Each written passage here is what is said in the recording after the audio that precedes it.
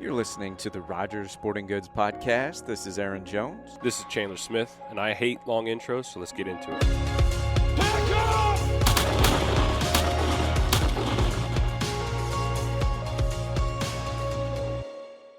Well, I was up in North Dakota. We were doing the American Outdoorsman TV show, and we would go to the bar down there. It was called the Peacock Bar. And the pickup line in it was "Nice tooth, baby." They all had one. I shouldn't have said it. Did you do, was it early goose you were doing, or did you do? We did early duck. I did it with Delta Waterfowl when Lloyd Jones was director. It was so cool. We were hunting out a pothole out in the middle of nowhere. And okay, they were supposed to know, and they did. And we get out there, and there's ducks. Where I hunt around Squaw Creek, ducks come off the refuge. They're going from the east to the west, and 90% of our ducks are. And those ducks came from north, south, east, west, and it was just the show was so fast and furious that we had it done in probably 30, 40 minutes. On the deal. It was just lock and load and gadwalls and mallard. And I've talked to Lloyd about that place, and they've hunted it many, many times. They never had another day like that on that spot. And I said, why was that? Why were all of a sudden these ducks were there? He said, invertebrates. He said that you could put your hand down the water and come up with a handful of invertebrates anytime you wanted to. And them ducks collect that groceries. You know, that's high protein invertebrates. Just that year? What's that? Just that year? Or was it just like and it's never been like that Never again? been like that again, and it's just that year. And they found them by accident. They were going home, and they saw a big bunch of cloud of ducks go by, and they all of a sudden, they just like they were gut shot and went down in the pool. And they went over there, and they had permission to hunt there, thank goodness. It was crazy. It was absolutely unbelievable. As fast as you could load your gun, you had to throttle her back, because I think we could kill 6 up there, isn't it, Josh? Isn't it one? What was you? I think so. Yeah, I think it was 6. Where'd you go at up there? I was in like southern central North Dakota. North Dakota. Mm-hmm. How many of you were up there? 6 of us. 6 of you? Mm-hmm. You guys are chasing honkers. Oh, yeah. What'd you see? I mean, there's a lot of good duck hatches they're saying. Or is it? Yeah, so we did a lot of scouting trying to find all the Canadas because that was all we could hunt. But the amount of water that was up there was insane. Like, I've never been in North Dakota before, and it was really interesting to be in that environment and just kind of take it all in. The amount of water that's up there is just incredible. Yeah.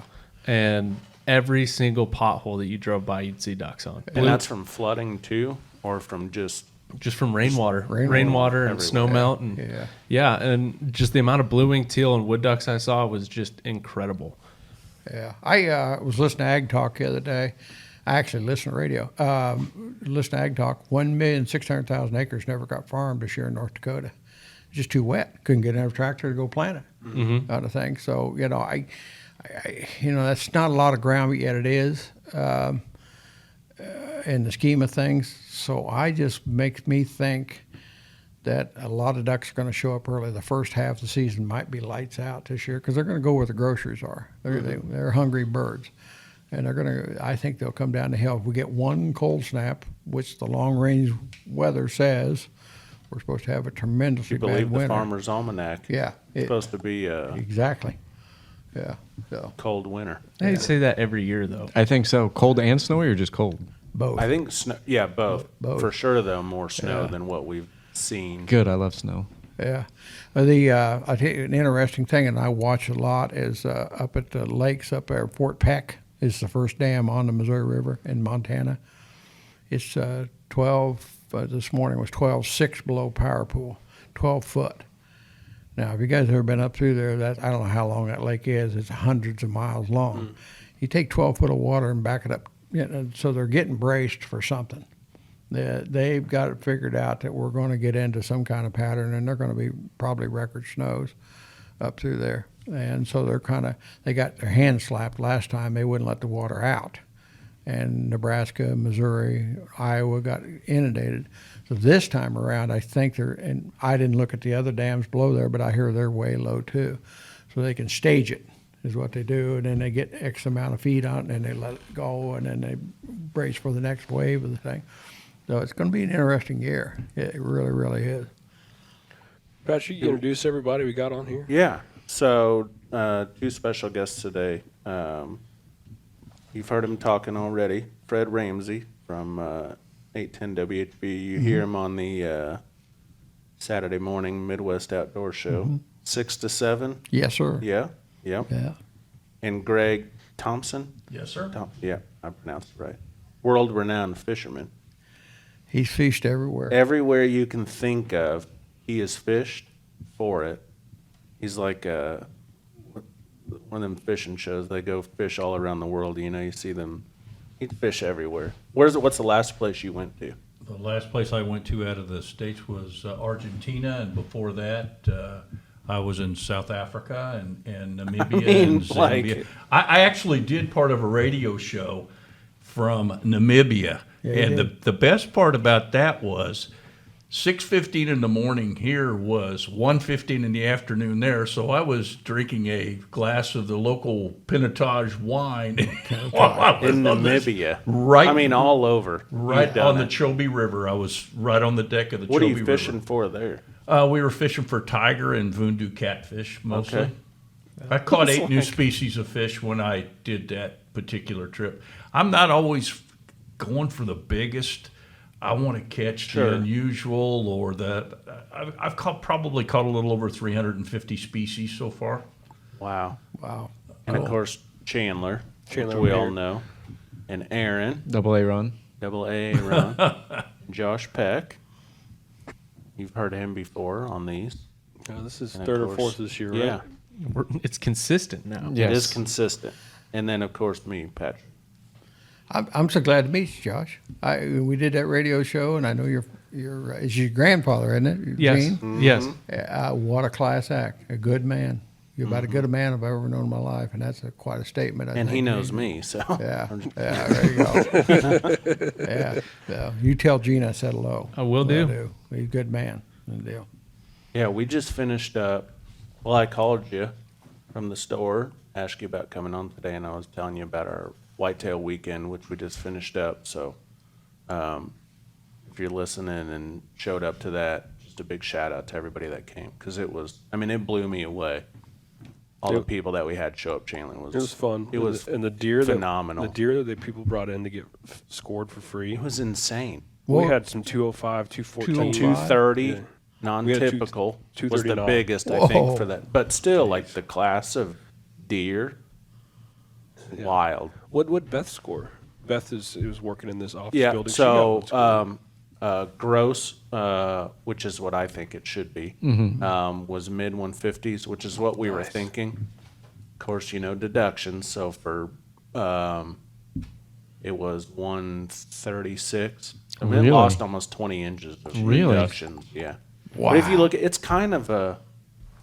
I should have asked how they scored it, if they scored it typical or non. They would have scored it typical. It's a typical mainframe. It is a typical, but it's just the way it's kind of built is definitely good-looking has- deer. Oh Okay. yeah, it's so cool. Which that speaking of it, you want a great story. So real quick, since we brought up Beth's deer, so she works HR here at Rogers, And you're and my related by- and my sister-in-law. Yeah. So she's 7 months pregnant. Didn't bow hunt any, just because bow hunting and being that far along and just not wanting to climb trees and all that. So I was like, Sure. okay, and pulling the bow back and crossbow would have been fine, but she's like, I'm definitely doing gun season, and we call her the deer whisperer.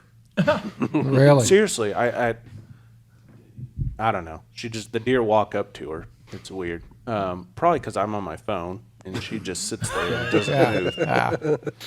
Yeah. So she gets her bibs on, you can't even zip them up. And we drop her off right at the road. She don't have to walk very far that morning that she shot it. And just kind of waddles out there, 7 months pregnant, sits down, and I'm hunting actually above her on a bluff in the timber. It's like, And she's on the ground. she's Like ground at a hunter, seat. doesn't like blinds, just Don't sit blame on the her. ground, edge of a field, tucked into some brush, whatever, super quiet, got her pack, little ground seat, good. She'll just sit there as long as she needs to. And so it's like, I don't know, I think the time's around 8:30, but it was early. Boom! One shot. Well, someone close. So we all start texting each other. Oh, who was that? Beth.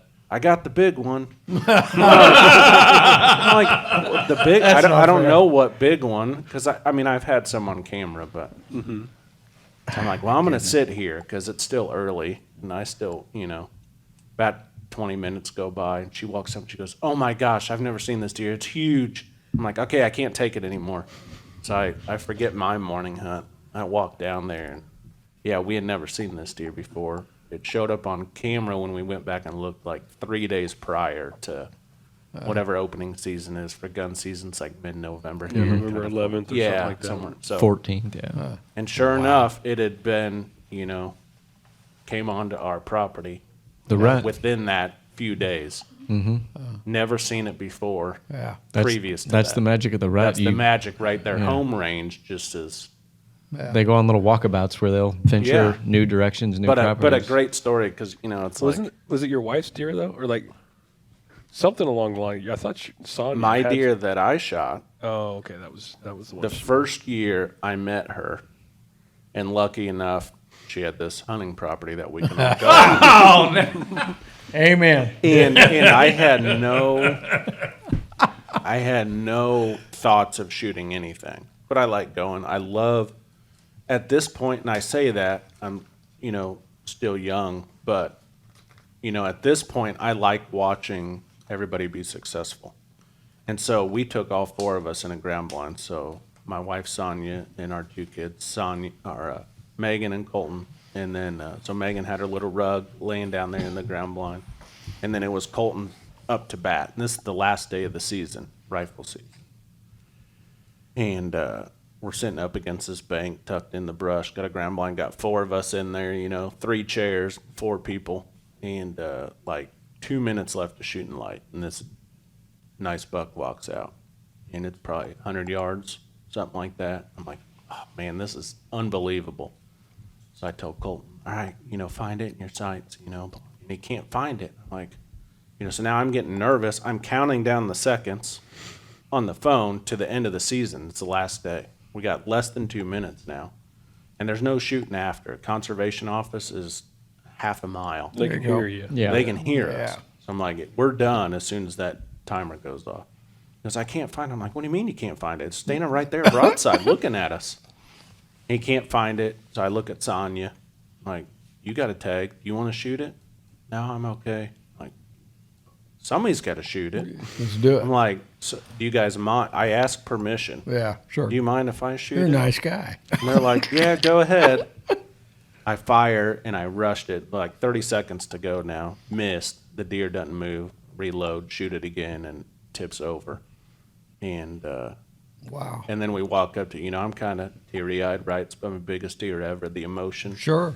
the raw emotion of killing something like that. And, but that following week, I think there was a little bit of like grudge, Tension.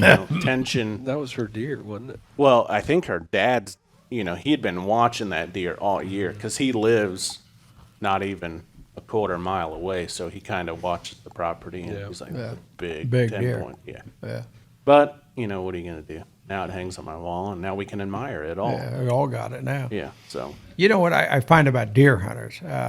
In my profession, it seems like everybody, at the time I turn around, somebody acts like they know me, which is great. I talk to everybody. But I had a guy 2 days ago, and same guy 2 weeks ago. He forgot who it was in between, I think. But anyway, he said, I've been hunting the same deer for 17 years now. yeah. And I get that a lot. Deer hunters, they think they're a magical animal. They think they're smart. They think they outthink us. They conjure up these stories about, how this deer got away from me type thing. And, finally I kind of broke down and I said to the guy, no, wait a minute. Average deer in Missouri lives 18 months. He said, what's that supposed to mean? I said, well, they get caught in a fence, they get hit by a car, they get diseases, they get run down by coyotes, they get run down by running dogs. Just all tragic things happen to white-tailed deer, And I said, it could be the same genetics, as frame-wise, but I guarantee you that's not the same deer. And it made him mad. Because he's got it in his head that deer's 17 years old and you need to outsmart him. You know, that's how I cut my teeth in this business is deer hunting. You know, think about hunting funnels, duh. Watching the wind, duh. You know, it's so simple, but yet it can be, your mind can overanalyze everything that you do on the deal. One of the studies, I don't know if you guys are familiar with the transmitters on the deer now they got in Missouri. I've seen some, where they catch them, put the Put the collar, transmitter yeah. on them, just like the collar. Yeah. Well, they don't. They were born there by that pond dam, and they're pretty well there. I mean, that's just about the way it is. Now they've had one weird deer. I think they caught it in the little town of Stansbury, Missouri, and I think he's 178 miles east or something like that. But that's you know? rarity. Oh, it's very rare on the deal. They told me the guy that was doing the transmitter, it was a real good story. They had a deer during the rifle season at Albany, Missouri, and they knew exactly where he was at all times. They could turn that thing on, I guess. And so all of a sudden, this deer is in town. A lady had a big garden, and it growed up in weeds. She was an elderly lady, and she couldn't tend it right. And it had a bunch of tomato cages and sweet corn that had rotted and fallen over. And this deer, they came in the morning, and the deer was there. The next day, they came back, and the deer was there again at the same spot. So they get to thinking, he's been shot, he's dead, he's fallen over dead there, maybe we better go take a look. Well, they walk up, and the deer is in between the tomato patch. He's hunkered down, curled up in a ball, and he raised his head up and looks at him, and finally they scared him out of the thing, inside of town. Now, it's not the deer was smart. He knew where the soft spot was, and he knew where he wasn't getting any pressure, and they backed it up with telemetry, and they found that at night, right after sunset, he'd get up and take off, go chase the girls, But when that sun started getting a little pink in the east, he'd come back to tomato patch. So, that they're not stupid, but yet they are. That's where you have to analyze deer on the deal, But I'm going to go on the record saying this. I think there's going to be some world-class deer harvested this gun season in Missouri. And the reason I'm thinking that is because of COVID. The deer lived another year. It's a pretty simple deal. Deer, if you can get a deer up to 5 years old, they say all the mineral licks and all the stuff, which is, it ain't going to hurt anything. It could help. But deer need old age. That's as simple as it can get on the deal. Always analyzing. Well, I had Dr. James Kroll on my radio show the other day, and I was talking to him. I said, where will the new world record come from? He said, Indiana. He didn't even hesitate.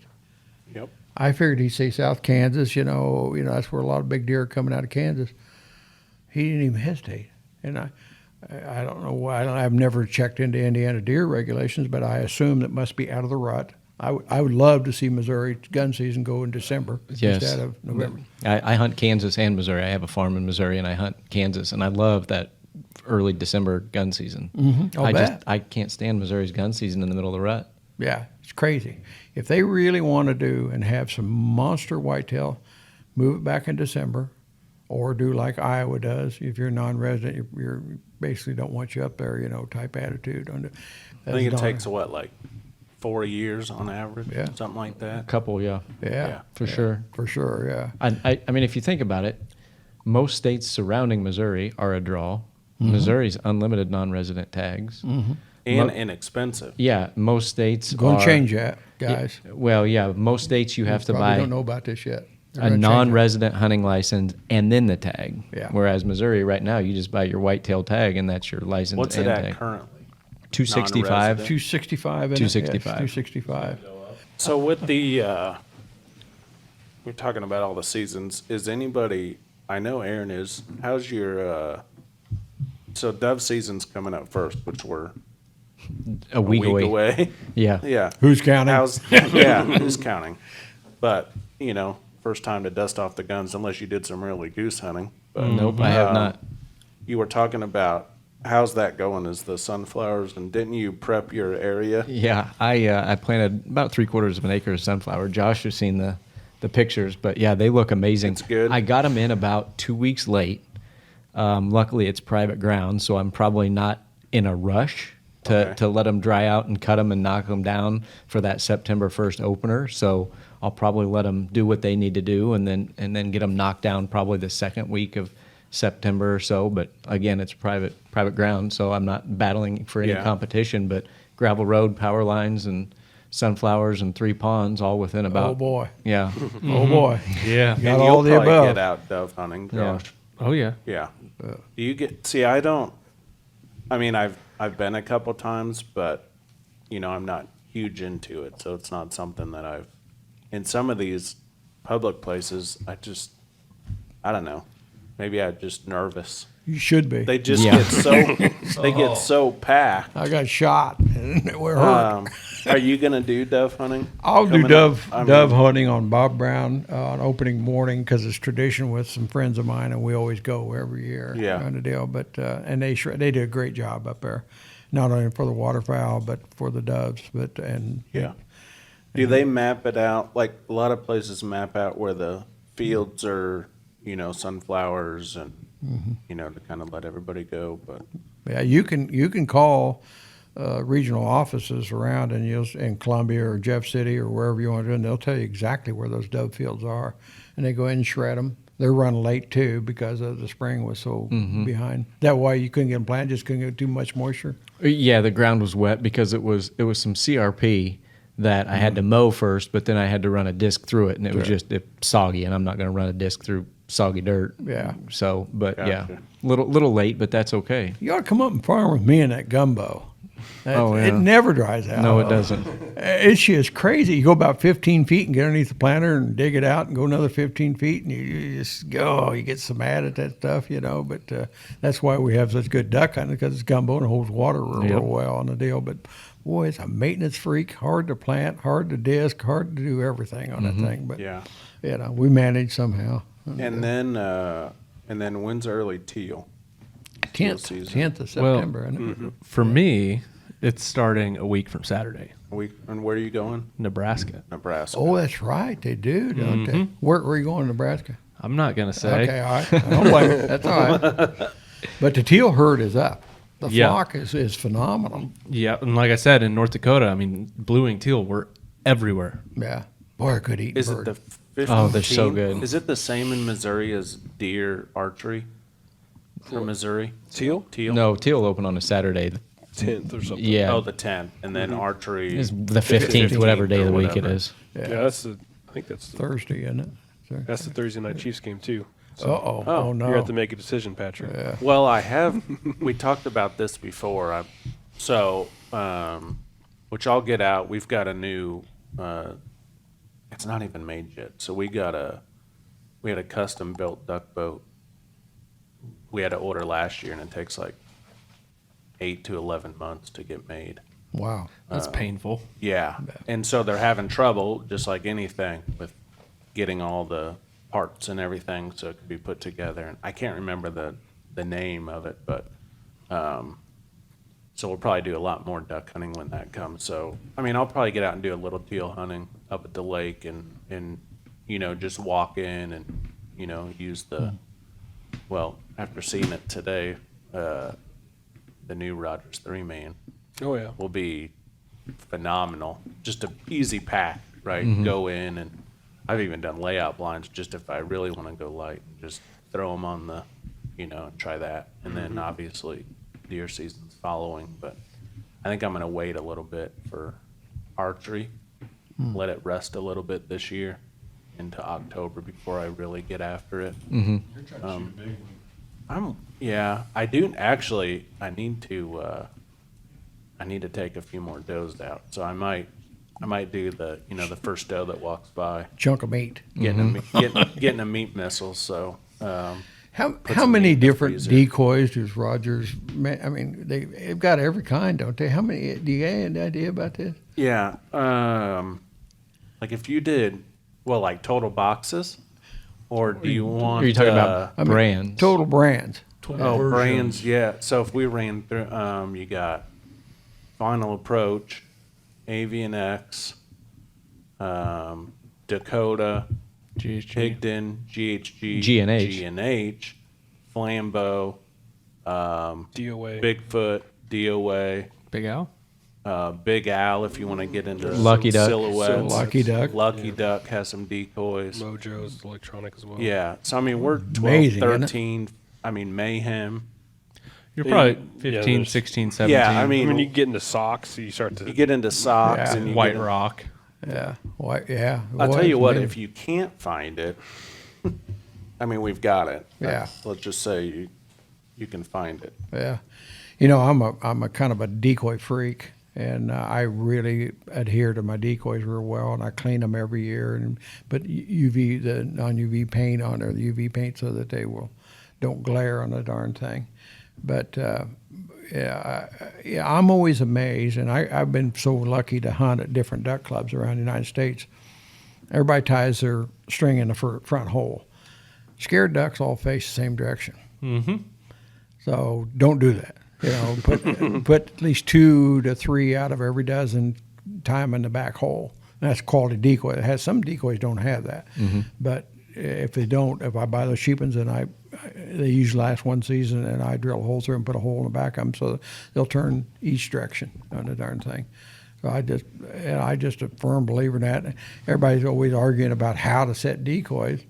Well, leave a hole in the middle where you want them shot. It's pretty simple. You know, I just keep it simple, stupid. Don't analyze it an awful lot on the thing, but tie a few of them backwards, you know, 3 or 4 to a dozen, and that makes them look a little more natural on the thing. So that's what I do anyway. So. I've seen a big shift too in spinning now switching over to water motion. Just for whatever reason, maybe because they're new and people are, you know, like whether it's an agitator or pulsator or whatever. But And we've talked about it on the podcast that Lucky Duck makes really good, and Mojo does too, makes really good spinning wing decoys. And if you get some good ones that last a long time, you can't add enough water motion, but you can have too many spinners. You know? I agree. So Not during 110%. teal season. yeah, Yeah. Teal love them, don't they? Oh yeah, I'll put out like 9 spinners sometimes for teal, Yeah. just because I can. Yeah. but yeah, between the discs and the pulsator and agitator and splashers the and swimmers, yeah. and but a lot of people are buying those way more now, at least at the store from the customers coming in. than- You got to know your deal there with those, and I'm there with them, and I do all the motion I can. But where we hunt up there, it freezes up pretty regular, and we got bubblers out in the cornfield, so we can always throw out about 3 acres, 4 acres of corn on the deal. But some of them will ice up on you, and they're a little bit of a maintenance freak. You have to get out of the blind every once in a while, tip them over, and you have to break all the ice off of them and the thing. But more motion that you can put in a deal, I mean, I'm 100% believing in that. I think it's not a great hatch. It's a good hatch this year, allegedly, by talking to Delta. I think the first 3 weeks of duck season is going to be lights out. I think it's really, really going to be good, and I'm looking forward to it. I had some teal, and I built a teal pool, and I put millet and all that stuff in it, you know, and I turned the pump on. I flooded about 5 acres, 4.5 acres, something like that. And I remember the old saying, Gritch Gresham used to be a great outdoorsman. And he said that when them teal come by, you'll shoot at them. If you'll stand still and get reloaded, they'll circle the globe and be back within 2 minutes, and you can shoot at them again. And boy, there's a lot of validity in that. And the older you get, the faster they get. You know? Yeah, Is there- I've learned a lot about teal hunting over the years and picked up a few things along the way. And one thing that I've noticed that a lot of people do is they shoot at the teal on the first pass that they get. A lot of times when you're patient, they'll take that first big swing right in front of the decoys. If you hold off, you just give them a few seconds, they'll spin around and come right in and finish just like mallards coming in. Exactly. A little quicker, but yeah. they're going to give you a much better shooting opportunity. So if anybody's going out teal hunting here pretty soon, let them Maybe a pass. little more He patience. just wants to shoot more teal and let the guys pass him down the way. Opening day might be a little different Thought we were story. waiting. But there's some places too. Is there some states that don't allow robotic Yeah. Motorized, yeah. Is Arkansas one of them? No, No, they allow motion. they do. North Carolina, South Carolina don't do that. Yeah, and I think Washington, Washington, Oregon. I wonder yeah. what the thought was on that. I don't know. Well, some of those states too, for the longest time, wouldn't allow lighted knocks either Yeah. Okay. on Yeah. a bow because they thought that gave you an advantage. Well, it gives you an advantage to find your arrow to know whether one you had a lethal shot, two you need to wait it out And to there's find your some arrow. states, I mean, I think that just passed where you can't use trail cams, cameras. yes. Arizona? Arizona, I believe, Utah. Is that like on Maybe. everything, or is it just public ground? Well, I would imagine it would be. Public, I would think. Well, I don't know. I understand. I think it is public. I Yeah. mean, if it's private, that'd be wild. I mean, there's places though in Missouri you can't do trail cams on public. Yeah. I get both sides of it.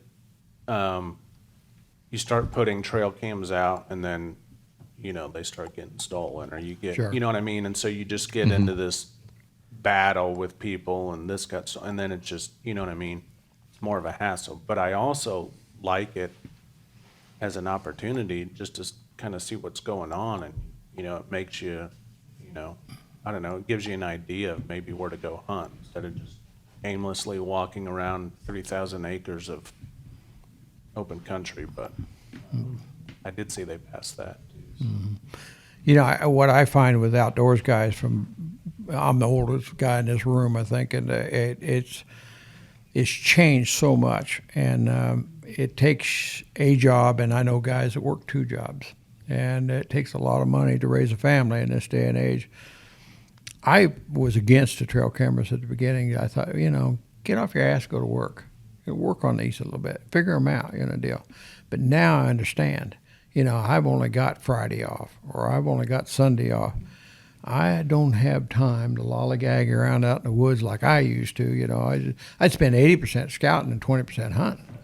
And what society has changed things, and you got to get back to work. Is basically what it amounts to.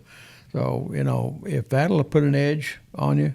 The only rub I have about, in most states is Missouri, you cannot bait deer. I'm a firm believer that you shouldn't be able to bait deer. And the deal, but you go during season. Yeah, and during season, and you just go to work at it.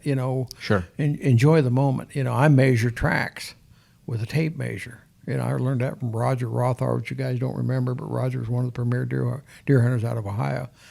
And it just because it's got a big hoof print doesn't mean it's a big buck. It could be a big doe too, on the thing. But I want to know if I'm going in there. I like to look at rubs, how big a trees are rubbing on.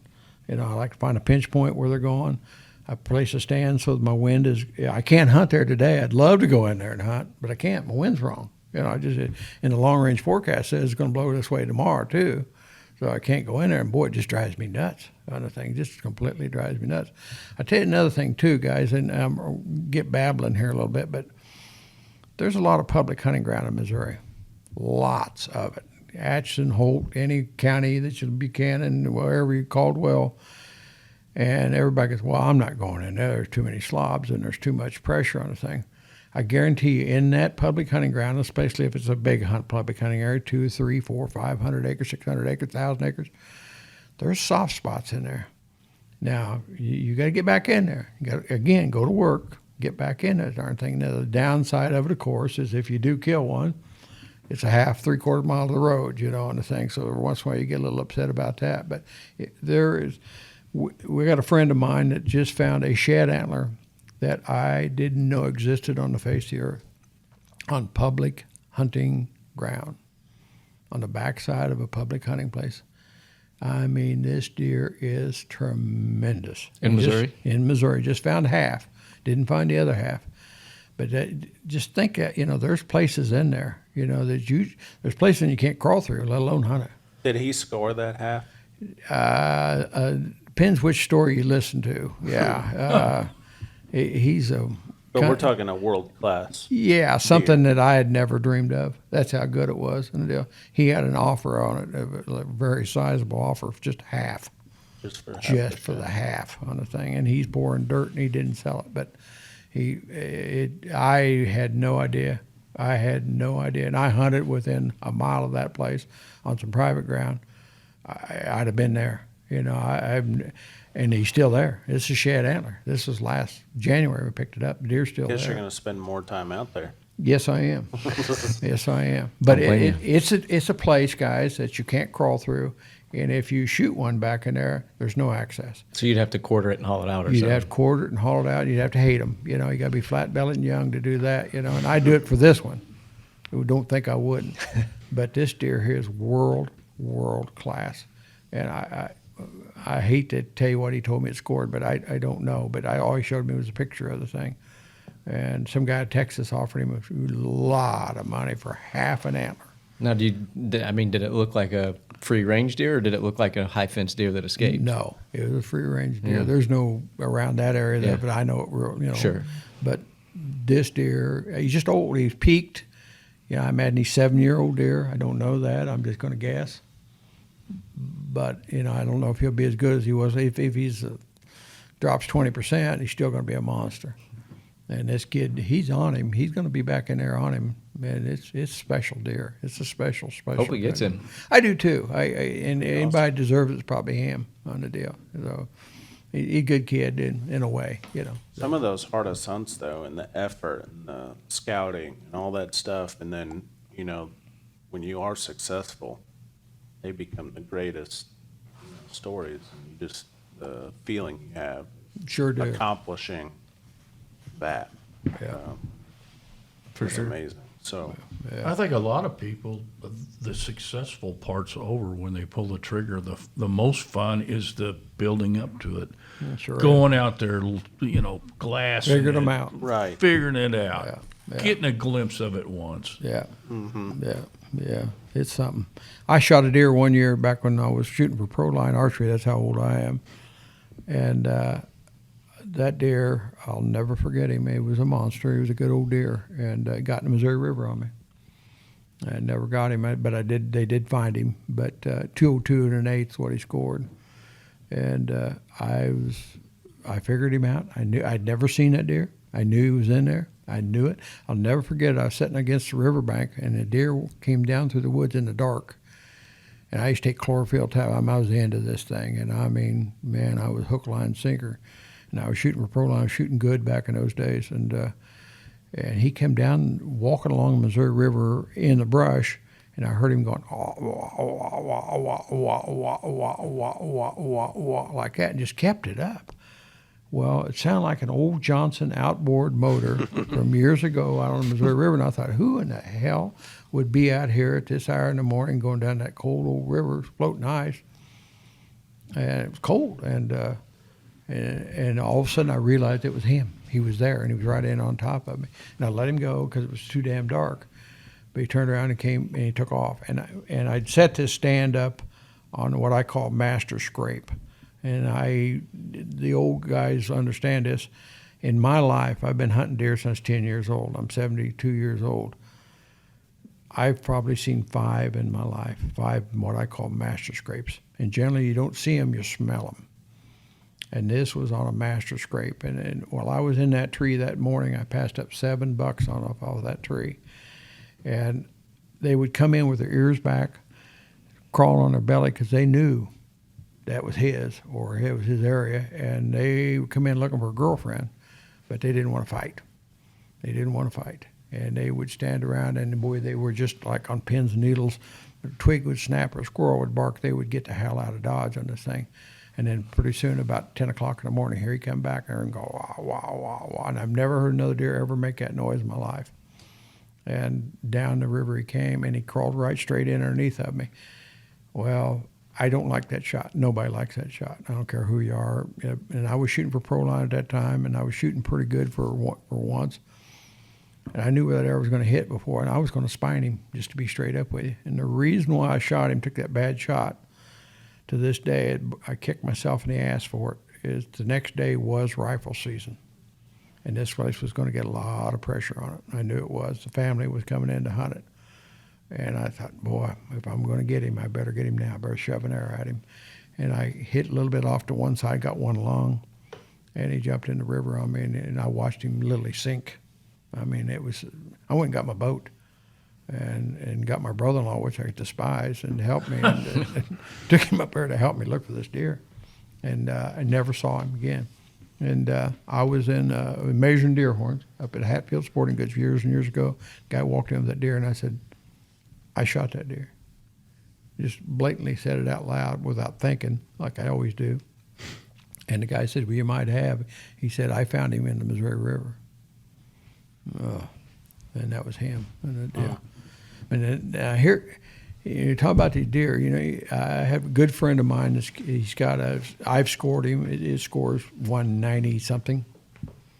Oh, he's never officially done it. He kind of trusts me for an idiot. But anyway, he had never seen that deer. He'd been on that farm all his life.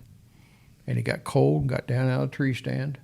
And there was an old washed out pond dam. And this is a guy named Kenny Teal. He's a great guy. And he got in out of the wind. Said, I'm laying back against that pond dam. And he said, I hear something in the weeds beside me. And this deer came walking around the corner. And he croaked him. Hit him in the neck. He was aiming for his heart. Hit him in the neck. Dropped him like a 3-foot putt. And down he went. I take that same gun. It was shooting 2 foot high and to the right. We took that gun out to shoot it afterwards. And there was an old 303 British Enfield rifle. And he said, and he lived on that farm, and he was a pretty good cut-in guy. And he said, I never, ever knew that deer was present and never saw him before. And I just wondered, where in the hell did he come from? You know, how far away, during the rut, during the rifle season, opening weekend. It just amazes me. Well, we did a podcast with Dustin Huff, and he had the new #1 deer in the U.S. typical out of Indiana, ironically enough. Yeah. But he said the deer that he shot, there was a guy that had trail camera pictures of it 8 miles away. 8 miles away? Yeah. Wow, that's interesting news. Which I would feel would be an abnormality. I would too, yeah. But 8 miles. Now, that was November 4th. He shot it, so it was kind of in that. But that was the 8 miles away his summer range or like her spring? Oh, no, that was just a guy with 8 miles away. The neighbor had been hunting the deer, but he was basing his trail camera pictures off like December through February. 8 miles. But that one pick, it was in velvet. Yeah, there was a pick in velvet. Yeah. That I think a neighbor had given. And I think it started. I think that's what Chandler's alluding to. Is I believe like during the cold months it was at one place and just kind of shifted. Sure. And then as it got into November, before it left again, that's kind of because remember he had never hunted that area since he like a long time, and so he snuck back in there, and I would imagine that was kind of that deer's range during that type of year. Just happen chance. Yeah, it makes you think what happened. I mean, did dogs get after him, running dogs maybe, or did he get on a hot doe and she took him clear out? Which I don't find that to be very accurate. Because it came in super calm, nothing around. It was probably just cruising, and it was right before basically most of the time the deer feeding right at sunset. It was heading kind of that way, but who knows? So we had Paisley Worth on, who killed the largest white-tailed deer in the world by a female in Kansas. In Kansas, yeah. 14 years old, by golly, she quite a was, and shot it at 25 yards. But they had trail cams. I mean, they're diehard. The whole family's diehard deer hunters. They did not even have a trail cam picture of this deer until the 3rd year. They did not find a shed until after the 3rd year. Nothing. Yeah. What'd that one score? It was 2 something. That was I showed you a picture of it. I saw the picture. Yeah, it's got to be 214. Does that sound right? it's 2 something. 2 something. I mean, it's a crazy. It was 102 degrees, 25-mile-an-hour winds on a Sunday. And so she said, Dad, I want to go deer hunting. Her dad said, yeah. You never She know. said, I got this feeling. So they went out there to the blind, and it looks like one of those fake bales, Redneck bale blind. One cedar tree about that tall, 25 yards from the thing. When they went in, the wind caught the door and smacked it. And her dad said, well, there won't be anything within 2 miles of this place. So they sit there all day. They could see everything coming in, coming out, nothing. Mr. Worth dropped something, and he said something, and she said, shh. He said, don't shh me. And she said, Dad, that deer had been in front of them for 8 hours right by the cedar tree that was about that tall, and that was it. That wind, Just that killed 25 us. mile an Yeah. hour wind killed all that sound. I used to not like hunting the wind at all, but I have, and several friends have killed really nice bucks on windy days, especially, well, during rifle season and in Missouri, but it'll be 68 degrees with a 30-mile-an-hour wind and high noon. Yeah. Who knows? Exactly. You know, you show me a lot of deer hunters and they got them figured out. They don't, and they never will. And they might as well get that in their head. You know, some people are just lucky. Some people kind of figure them out, and some people are good at it. But it's very, very few on the deal. It's like that guy telling me he's been 17 years hunting the same buck. Now, come on. Now, there's things you can do to help your area. Yes. Planting, you know what I mean? Obviously, there's certain spots that, you know, you put a stand over just out somewhere. Stay out of it. Yeah, yeah, staying away from it. We were talking about prepping for the season and stuff, and I know this is on the fishing side, but when you, because you do all this fishing, when you go, like if you're gonna go, it doesn't matter where you're fishing, like the prep work to do, you know what I mean? Is there prep that you do, that you partake in before you do these big fishing?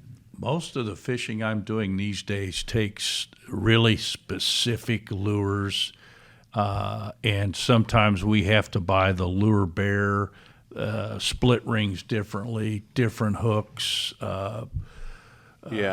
because like the golden dorado down in Argentina, I've probably caught 40 peacock bass over 20 pounds. I've never seen anything hit as hard as these golden dorado, and we were actually using a hook called a BKK treble, which is for saltwater, and we were using 230-pound split rings, 60 to 80-pound braided, and we use 200 to 300-pound mono shock leader, but it's not so much for the shock that there's a lot of rocks with these little clam-looking things in them. So these things immediately go down and try to rub in those rocks. And the mono, if any of you guys fish with braided, if it hits something sharp, it's done. It's done.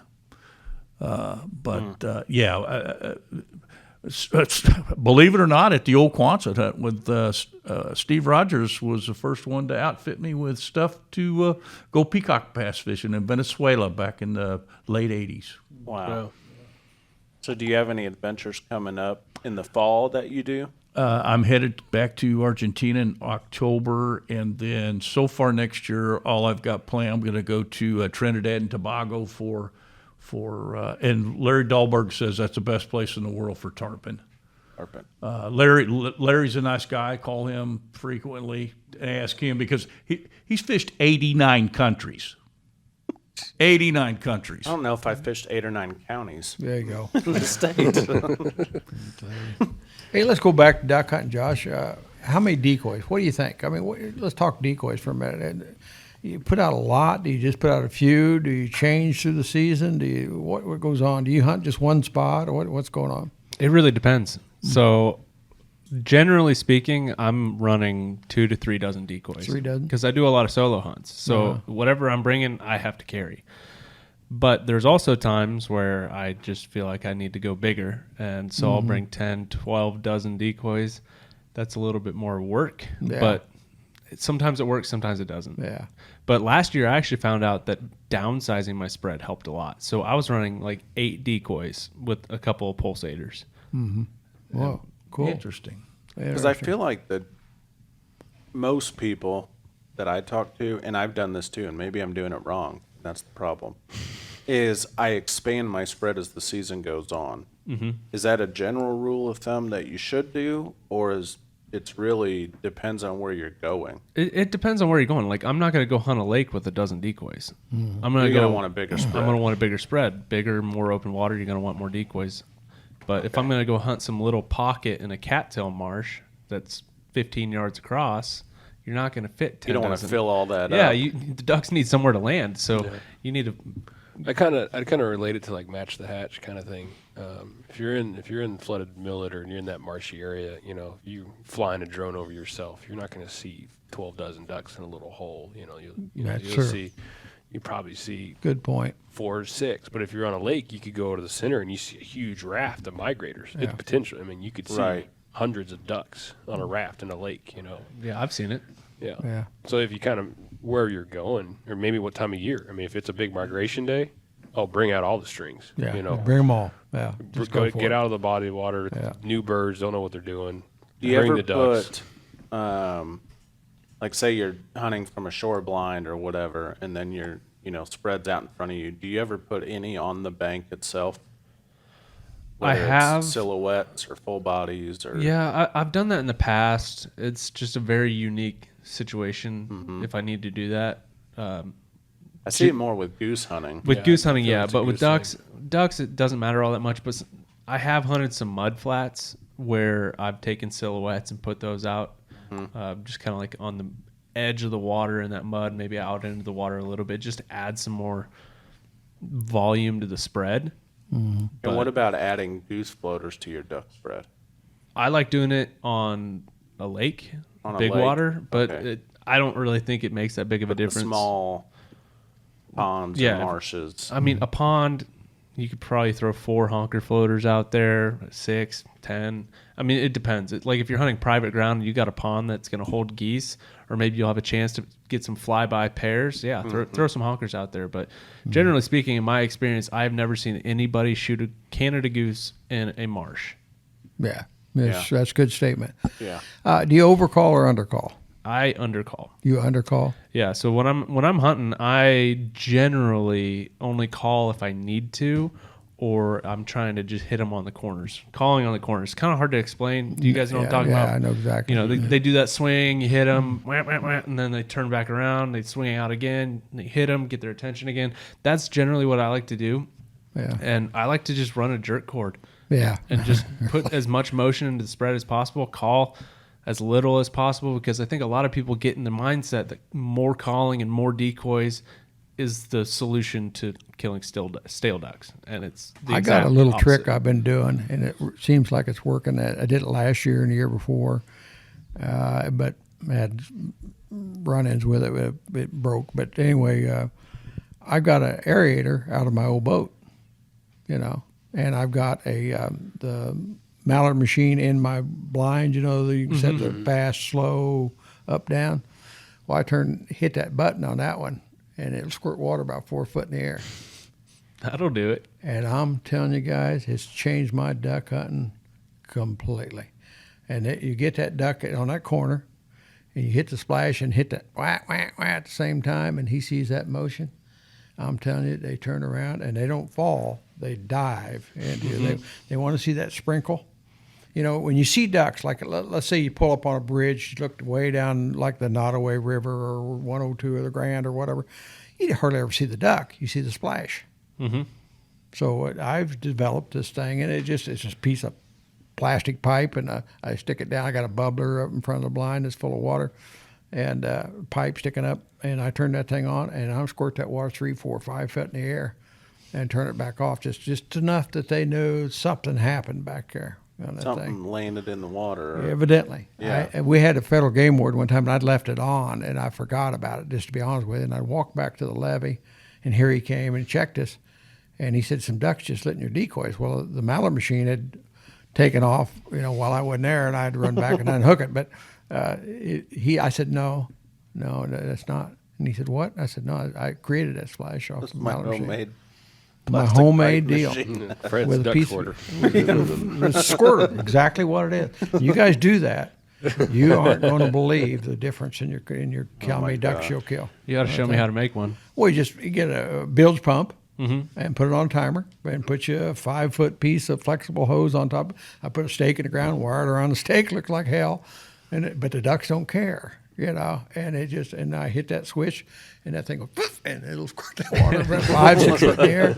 And I don't know anybody else doing it. I probably should say somebody will start building them and manufacturing them. Yeah. But, I mean, and they should. on this podcast. Yeah, and they should. And this thing is absolutely out of the blind. We killed 841 drakes or 841 ducks. 6 of them were hens last year, and we didn't hunt as much as we generally do.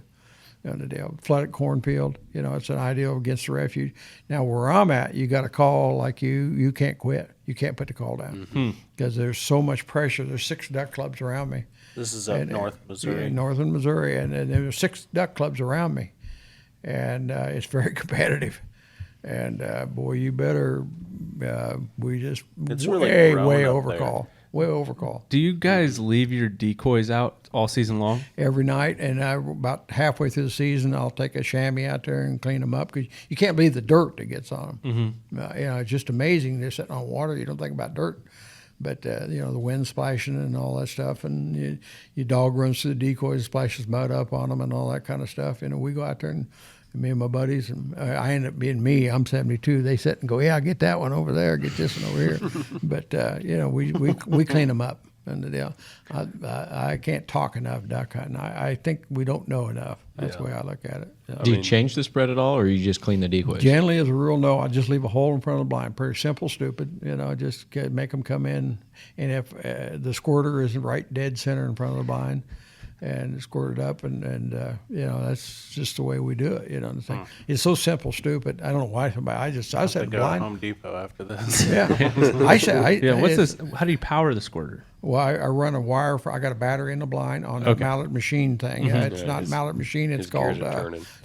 whatever it is. It's got you can turn the speed of your mojos up and down off the board on it and all this stuff. So I guess technically I could take one of my old pulsators and use the plug from that and run Yeah, a wire. Yeah, do it. I'll tell you what, it'll Then- change your duck hunt. You just won't believe what you're about to do. I got gears turning now. I know. Those What are you things doing work. when you get home? This thing I'm works. gonna go play with my pulsator. I'd love to have one to shoot saltwater 8 foot in the air. I like to see what Yeah. I don't know if you can go find like a, what is it, 1,000? I mean, what's the pulsator? Got a 250 or 500? 750. 750. What if you found like a 1,500, whatever, I want GPMA or Yeah. 3,000. Yeah. Yeah. Well, Bilge you can pump squirt like her. Well, And then you squirt could up. run it on a PVC pipe that all hooks together, Yeah. and you can have like 3 outlets coming out. Sure that. can. And there you go. You sure can. Yeah. I haven't done. I don't had to. I've just got the one Oh, pipe man. up. In the People air. are gonna be walking down the dike and go, "What the heck is that guy got in his spread?" You look like a plumber coming to work. you know? Yeah. But I'll tell you what, it's absolutely frightening what it's done. I haven't told anybody about it. You're the first guys here, and we've been You using just it now told for a couple everybody years. about it. Yeah. So it'll just flat work. It's simple, stupid. Don't overthink it. Just get a bilge pump, put it down the bottom pipe, hook the pipe up into the air, on the darn thing. Now, the only problem I had, the first one, I had to put cheesecloth around the filter on the bottom of it, or every once in a while I got to stop and get out and whoosh it, jump it up and down, whoosh it out on the deal. But it's just lights out. It's friggin' lights out. Because it squirts that water that high in the air. They're 400 yards away. They'll see it.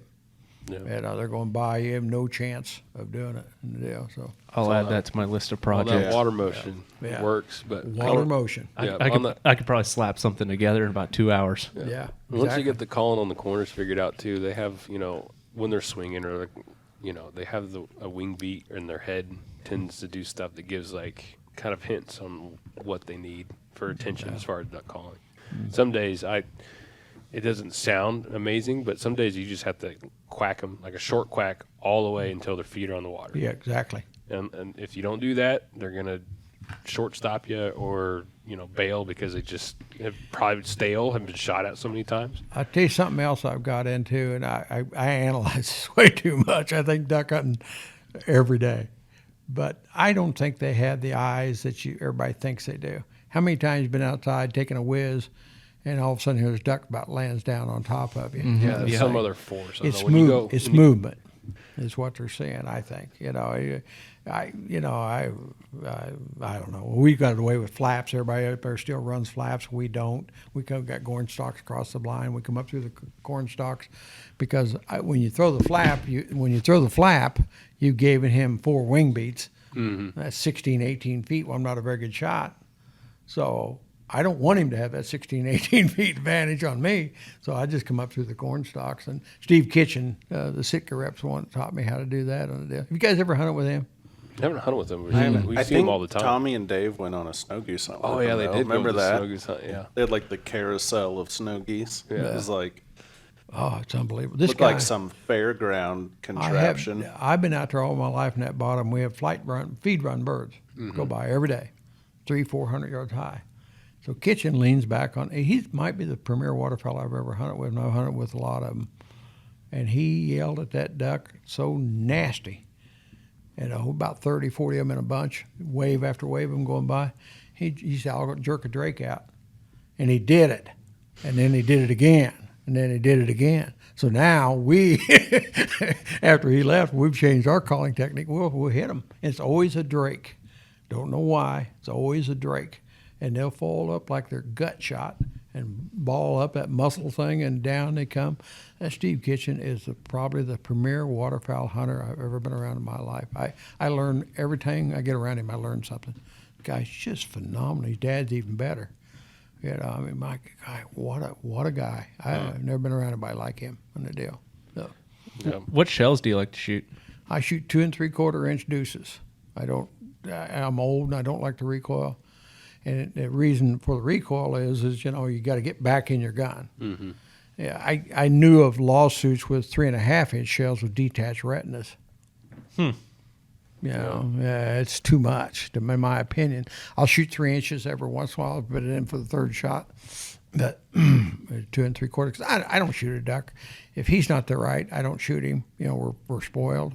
If he isn't 15, 20 yards away with his feet down, we probably don't croak at him, the darn thing. But We're seeing a big push to 20 gauge. yeah, it is. Yeah, And it's have you seen the new sub-gauges. 28? And then, we have a friend of Josh's up Oh. in Nebraska smoking ducks with 28 gauge. And you want a moment alone with that gun. I mean, that thing is orgasmic as it But can wouldn't the get. difficulty be then getting the ammo? I mean, in supply, 12 gauge, 3 inches like the winter, but Right. 28 gauge is way down that line. to Yeah, get, it is. And mass supply for sure. Like when the Sweet 16 came out, Yeah. it was like trying to find the ammo for it. It takes a second to catch up Yeah. to the gun being made. Yeah, sure I, does. I still want one of those. What sweet They were in sweet- high Sweet demand 16. there for yeah. You just go, but sub gauges for sure. I see it at the store. It's just like Yeah. it I'll was bet. 20 gauge, and then 28s. And We'll like get there. 410 right now is off the charts. I'll bet it is. All I'll these bet. people- That TSS, Whether this TSS stuff, this tungsten super shot stuff they've come out with, just unbelievable. yeah. So Well, here's the thing about sub gauges. I bought a 20 gauge a couple years ago. I really enjoy shooting it, but this year I almost feel like I'm going to be shooting my 12 gauge a lot more. I don't know why. It's almost like the luster of the 20 gauge is kind of wearing off. Like I really like shooting my 20. Yeah. It's really great for doves, but when it comes down to mallards, I don't know. Kind of leaning more towards the 12 gauge again. yeah. The ultimate guns, right? Brad Abinelli's got some of the finest shotguns they've ever made, I feel, on the deal. I was sponsored by Remington, and I got a whole bunch of Versamax one day. Came home, and the guys were there waiting on me, and they gave me some Versamax shotguns. Well, they're the sponsors, so you say good things about your sponsors. I don't care who you are, and they're the ones that put the meat and taters on my family's dinner. So I thought, well, okay. So I started shooting that Versamax. Have you guys ever had one apart? No. There's no spring through the stock. Your big rod goes through your stock. So that's where all your moisture collects and goes down inside of there, and that's where you're going to have maintenance problems. And taking that stock off shotguns usually is a nightmare experience, because you can't get on the bolt, and it's a certain millimeter. I've and, done that in my SBU one. Yeah, and it gets a pain in the ass. Well, this thing here, there is no bolt going down through the stock. The springs are on the side. It's called a Versa tube. And the springs are on the side, and they cock when the firing pin, when the king comes back, cocks the next one up. And I mean, 2 3/4 inch. No, I wouldn't, but it's so minute of recoil. It's unbelievable. I shot it yesterday, and I just sat down for a moment by myself, and I thought, there's no recoil on this gun. It's so nice to shoot that gun. Of course, Remington got sued and got put out of business and all the stuff. You know how they made the VersaPort? You know what it came from? They had, in World War II, Germans built these big howitzers, and they would shoot farther than American guns at that time. So, but what the problem was so much explosion going on, so much powder going off, they would blow the gun backward 16 feet, and they'd have to all roll them back up there, and that would delay reloading them and all that stuff. Well, these German engineers came out with these tubes that are on the side of the gun, and that stopped. You got as much recoil going backwards as you do forward. It hits them Versa tubes in there. And if you take one apart, it's so simple. You think, why didn't somebody think about this 100 years ago? You know, they did in 1941 when they built that gun, their first cannons. But this gun here is so simple, stupid. It's just amazing to you on the deal. I don't know how they're going to do it now. I don't know if they're going to come back or not, but I've tried to get in contact with Remington on many occasions, and we'll never return a call on the deal, and that's a shame on the deal. I like Remington people because they're American-made product. I'm an old-school guy. But, boy, I tell you, Benelli, Beretta, they've got to take a backseat to nobody. That gun cycles and recycles and cycles, and if it quits working, take your boot and jack it. You know, I mean, that's just, I've done it over a fence post and put them right back together, and away we go again. You know the deal. They make good products. There's no doubt about it. The deal. Yeah, it's good stuff. Yeah. Man, it's been a joy. Been fun. Oh my gosh, Let's do it again. it's a wealth of knowledge. Oh yeah. Always learn something new every time you talk to me. Take your plumbing kit and go to building. Yeah. Oh yeah. Oh yeah. Definitely. He's going to be at Home Depot before What he time even do gets they home. close? Yeah. They open at 6. It's amazing. You know, and the thing, Yeah, you know, that'll be a good time. you could just spark it across the battery inside the blind, you know, make it squirt when you want to, you know, or get a switch on it, whichever works, you know, on the deal. But, I love that thing. That's unbelievable. Yeah, we'll get into season and see how everybody's doing and catch back up. See how Yeah. everything's going. Fred, We'll have do to we- get back together again. Do we have enough decoys and ammo out there? Isn't that For you. unbelievable? You guys had to look at me like I'm the biggest, which I am, but the biggest idiot there walked face sure as my mouth was open all the way down through that. I just can't believe what's going. That is just tremendous. I'm so proud of the Rogers family. They are wonderful, wonderful people. Yeah. It's Yeah. been a blast the past 8 years. Yeah. I mean, we've been moving every 4. Yeah. Wow, what a setup. Yeah. What a deal. It's a shame that you can't almost give a tour, you know, Yeah. to the duck. And I know you can't. You're too busy and it's too crowded back there. But, gee whiz, what a thing to see. Yeah. I've never saw anything like that in my life, you know. I saw something similar in a grocery store, you know, like that. But at Beatty Warehouse, but nothing like this. I'm so proud of that family. They are just wonderful people, you know. I think the world, Steve. I know where they started. You do too. Yes, I do. You knew them back from the old days. Oh, I do all these kids when they're crawling around in diapers on the floor. And You're old. You're I wore out. am old. You're old and wore out on the darn thing. So what the hey, you know. Yeah. Hey, I killed a duck. One more little information thing. I killed a duck one day, and he fell. I had to go to work, and it fell over by my pickup truck. And I thought, well, I had that old stupid dog. It couldn't find nothing, and so I was walking back to my truck, and the other guy stayed in the blind, and all of a sudden this dog goes birdie. I went, wow, he got something, and he found that duck, and that duck had a band on it, but you couldn't read any of the numbers. It wore clear all the way around on the thing. And so I was very proud of that, you know, and it had a big groove where it wore on it, you know. And I sent it in to Washington, D.C., and they put chemical on it, and they sent it back to me. The duck was 17 and a half years old. Jeez. That's And awesome. Now it's been passed. Another ironic thing about a band, I read about a lot of stuff like this. They banned a duck in North Dakota. It was killed 14 days later in Russia. A teal, green-winged teal. Holy cow. You know, I want to 14 think days. it got up in winds aloft, I would assume, you know, and couldn't get back down or something, or maybe they bruised him, banged his head, or who knows, you know. He might have been delusional. Golly. But 14 days later, killed in Russia. You got to be scratching your head when you look at that. Yeah, You know? yeah. Isn't that You amazing? call it in and report it and be like, you know, this was Just banded a couple 14 weeks. days ago. Yeah. There's a story about the band with no numbers on it. I was watching Monday Night Football. My phone rang, and I'd talk to some gal in Washington D.C. And this gal called me. She was from Louisiana Tech University. She had banded that duck as a graduate student. She was a professor there. What, really? And the first thing she said, I don't know how to ask you this, Mr. Ramsey, but did you kill that this season? She thought maybe I'd held it for years or something, and the thing. And I said, no, I did. I get it this last November. She said, wow, as far as I know at that time was the oldest duck ever recorded to being harvested, but it's been surpassed since then and the deal. But I still got it. Still got it on my lanyard out in the truck right now, and I just love it. I never want to just stop and look at it. Yeah. It's wild stuff. Yeah.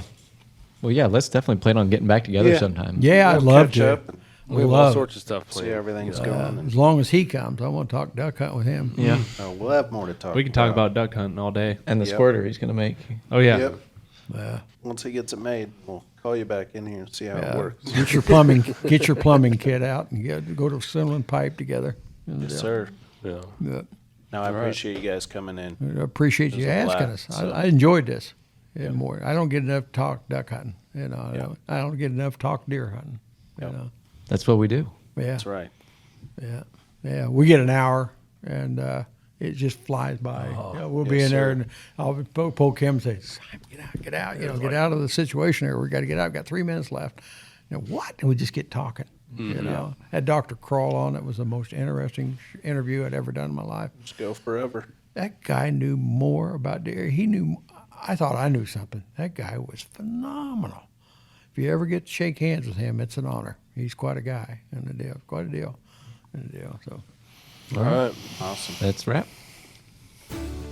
All right, guys, we hope you enjoyed today's podcast. If you did, go ahead and give us a subscribe. That way you're going to get a notification every time we put out a new podcast. Chandler, what else should they do?